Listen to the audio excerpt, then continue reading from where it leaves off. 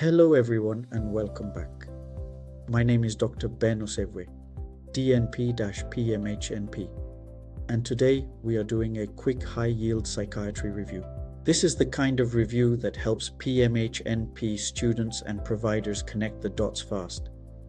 Because in psychiatry, exams and clinical practice love to give you one small clue and expect you to know the whole story. It is like psychiatric detective work. One symptom walks into the room and you have to say, wait a minute, that hand-wringing plus regression sounds like Rett syndrome, or fever, sweating, agitation, and neuromuscular symptoms after fluoxetine. That sounds like serotonin syndrome. Or pregnant patient refuses antidepressants. Slow down. We do not force. We counsel, assess safety, offer therapy, and use shared decision-making. So today, we are going to move through several high-yield topics in a simple, practical, and memorable way. Short disclaimer. This video is for education only. It is not medical advice, diagnosis, or treatment. Always use clinical judgment. Follow current guidelines. Assess safety, and consult appropriate specialists when needed. If a patient is suicidal, psychotic, medically unstable, confused or unsafe, treat it as urgent or emergent. Part 1. Pregnant patient refuses antidepressants. Let's start with this situation. A pregnant patient has depression or anxiety, but she refuses antidepressants. What do? First, we do not argue. We do not shame. We do not say, well, you have to take it. And we also do not say, okay, no treatment then, good luck. The correct approach is provide risk-benefit counseling, assess safety, offer psychotherapy, and use shared decision-making. Pregnancy mental health care is about balancing two things: the possible risks of medication and the possible risks of untreated psychiatric illness. Untreated depression or anxiety during pregnancy can affect sleep, nutrition, prenatal care, substance use risk, bonding, functioning, and safety. So the provider should explain, medication has potential risks and benefits, and untreated depression also has potential risks. Let's talk through both and choose the safest plan together. Offer therapy such as CBT or interpersonal therapy, assess suicide risk, assess ability to care for self, assess support system, coordinate with OB/GYN when appropriate. Simple phrase. Pregnancy is not a reason to ignore depression. It is a reason to treat carefully. Fun analogy. Shared decision-making is not the provider driving the car while the patient sits in the trunk. It is both people looking at the map together. Part 2. St. John's wort is not automatically safe. Next high-yield point. St. John's wort is not automatically safe. Many patients think it is natural, so it must be harmless. But natural does not always mean safe. Poison ivy is natural too, and nobody is putting that in a wellness smoothie. St. John's wort can interact with SSRI and other serotonergic medications. It may increase the risk of serotonin syndrome when combined with medications that raise serotonin. It can also affect liver enzymes and reduce the effectiveness of other medications. So always ask, are you taking St. John's wort? Are you taking any herbal supplements? Any mood boosters, sleep teas, energy powders, or natural anxiety products? Simple phrase, supplements count, herbal products count, over-the-counter products count. Patients may not mention supplements unless you ask directly. Provider pearl.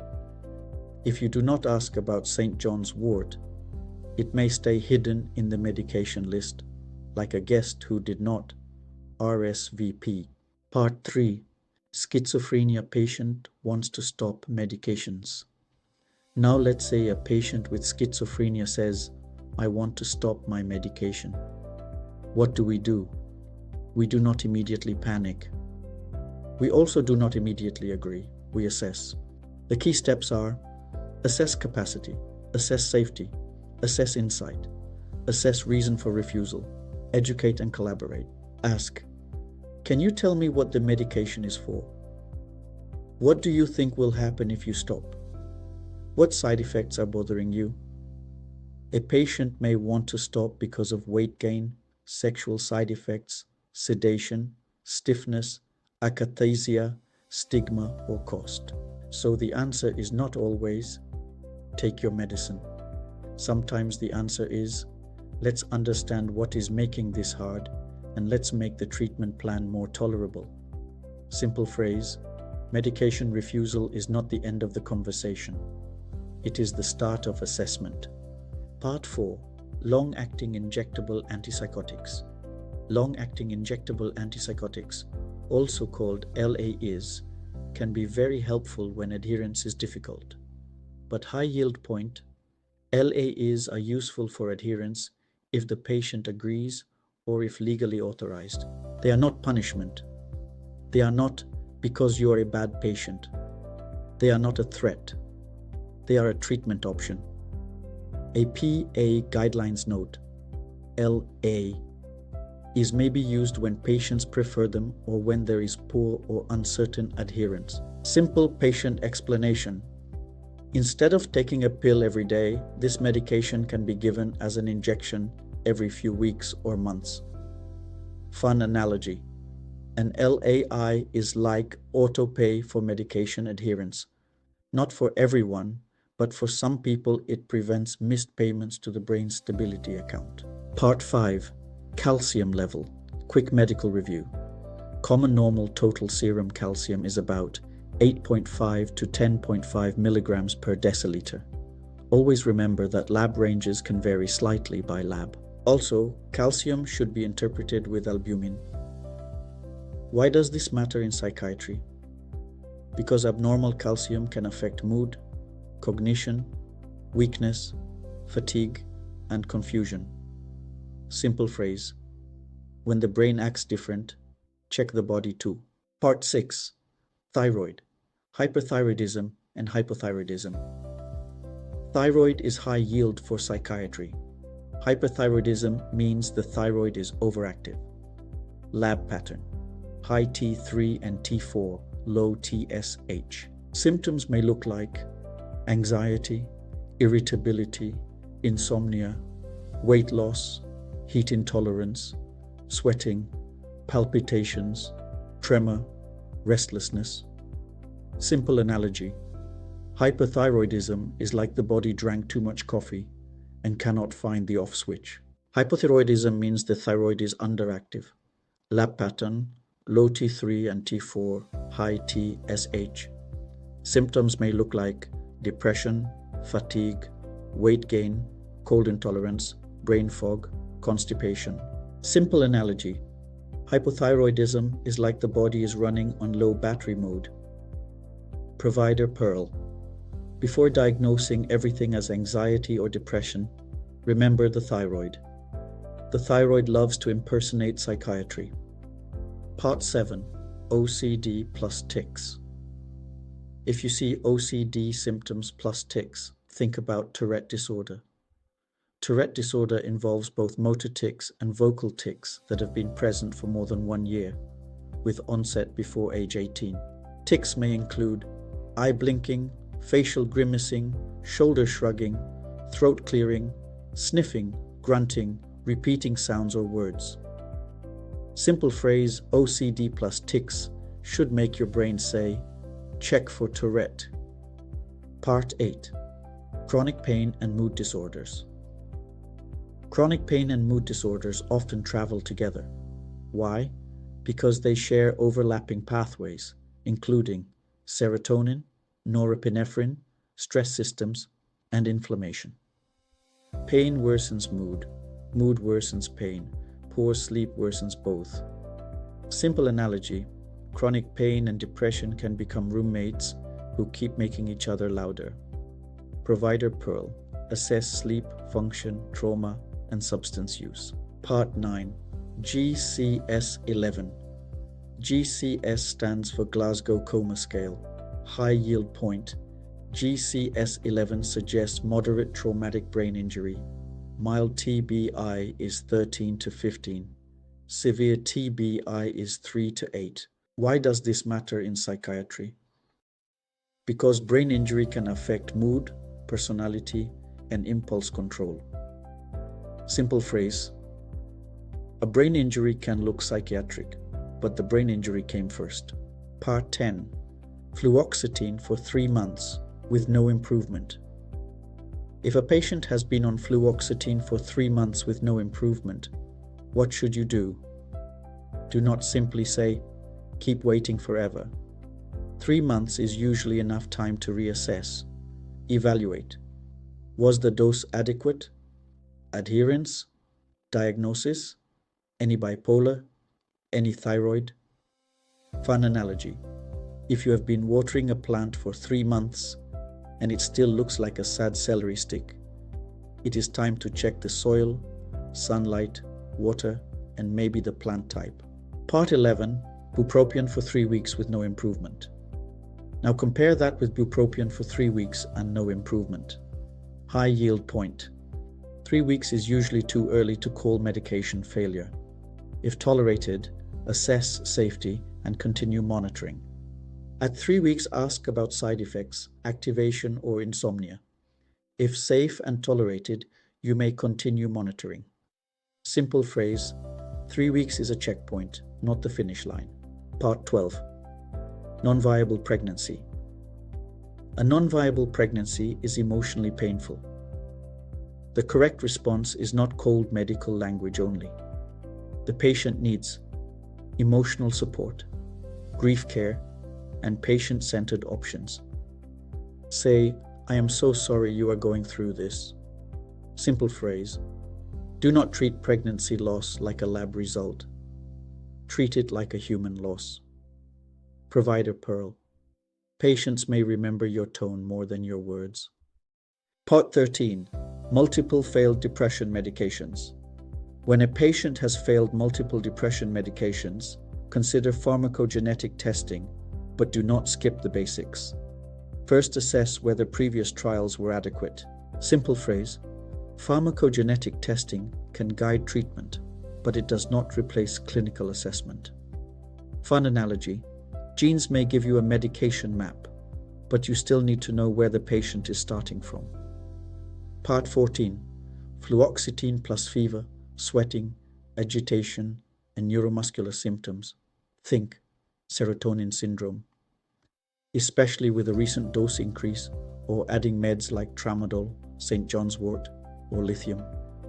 Simple memory phrase: serotonin syndrome is hot, sweaty, twitchy, and confused.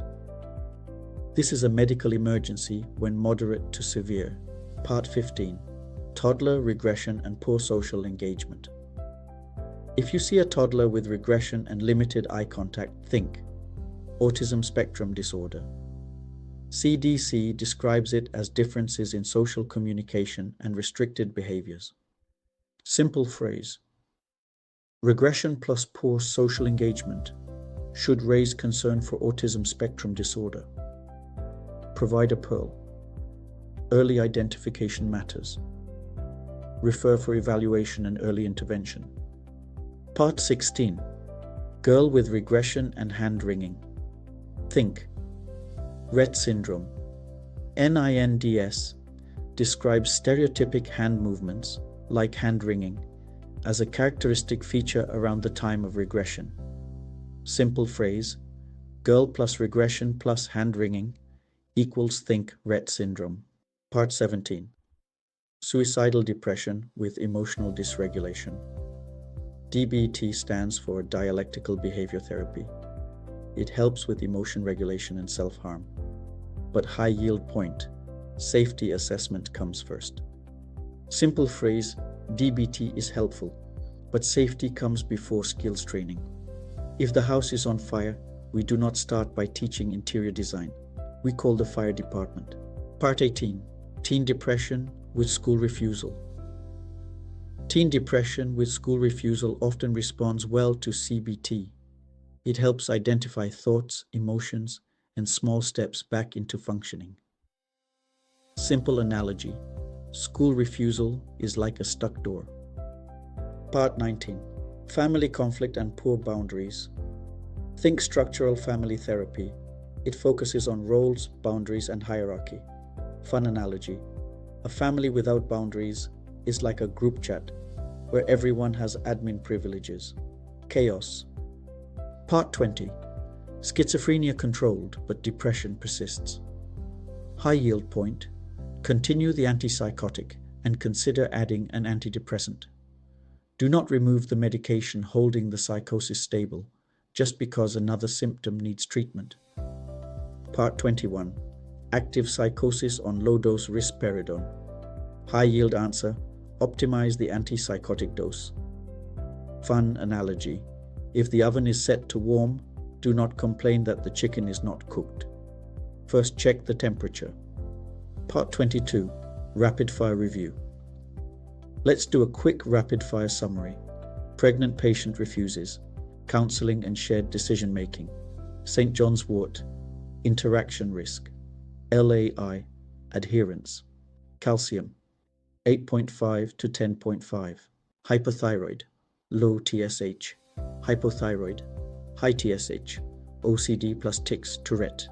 GCS 11. Moderate TBI. Fluoxetine for 3 months. Reassess. Bupropion for 3 weeks, too early. Non-viable pregnancy. Emotional support. Multiple failed meds. Consider testing. Fever/sweating on SSRI, serotonin syndrome. Toddler regression, autism. Girl with hand-wringing, Rett syndrome. Suicidal, safety first. School refusal, CBT. Boundary issues, structural family therapy. Closing message. The main message is this: do not memorize psychiatric facts as random flashcards.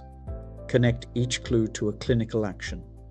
High-yield psychiatry is not just about knowing the answer. It is about knowing what to do next. Again, my name is Dr. Ben Osevwe, DNP-PMHNP. For support, you can text 83299 16516. Please subscribe to our YouTube channel and join our mentorship family today. Thank you for watching.